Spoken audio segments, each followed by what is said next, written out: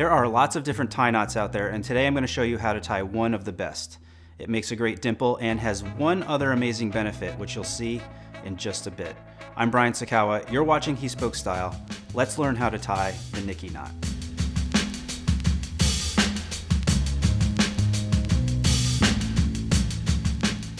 Start with the seam side of the tie facing up, wide end longer than the narrow end. Cross the narrow end over, bring the wide end up and over, wrapping it around once.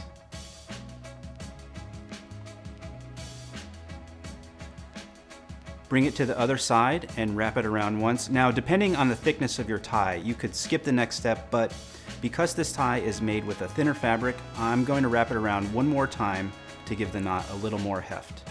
Bring the wide end up and through and pull it through.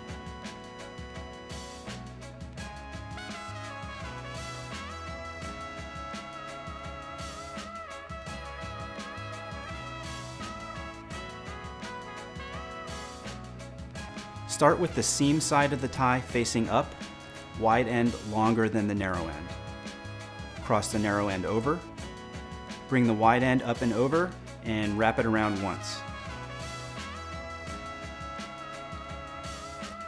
Next, bring it to the other side and wrap it around one time. Now, depending on the thickness of your tie, you could skip the next step, but because this tie is made with a thinner fabric, I am going to wrap it around one more time to give the knot a little more heft.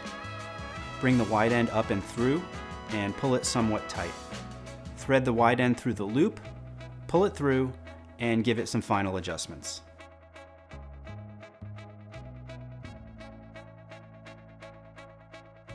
There you have it, very simple to tie, makes a great dimple, and as I mentioned, there was one more benefit to this knot.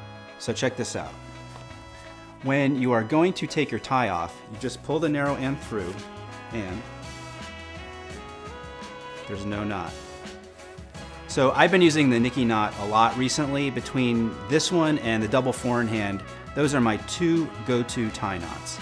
Thumbs up if you like this video, leave a comment below, and don't forget to subscribe to the channel. Thanks for watching, and stay tailored.